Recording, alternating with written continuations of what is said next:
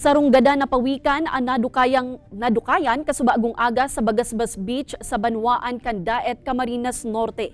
Sigun sa DNR, sarong aking babaeng green sea turtle ang nasambitan ng pawikan nakabale sa 7 species na pirming naihiling sa mga kadagatan. Nasa 2.2 feet ang laba kaini asin 1.20 feet naman ang lapad. Igwa ini ninlugad sa likod na pigtutubudang nagtama sa LEC kan mga nagaaging baroto. Nagpagirumduman ang ahensya sa mga parasira na maging alerto man sa indang pigaagihan.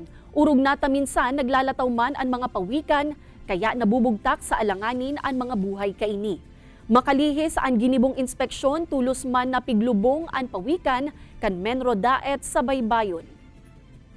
Kung pwede, talagang ingat lalo na yung mga mangingisda natin, ingat sila sa pagbabagsak ng angkla, sa pag-drive ng kanilang mga bangka dahil yung mga pawikan natin talagang andyan lang sila, naglalangoy-langoy, nasa ibaabaw.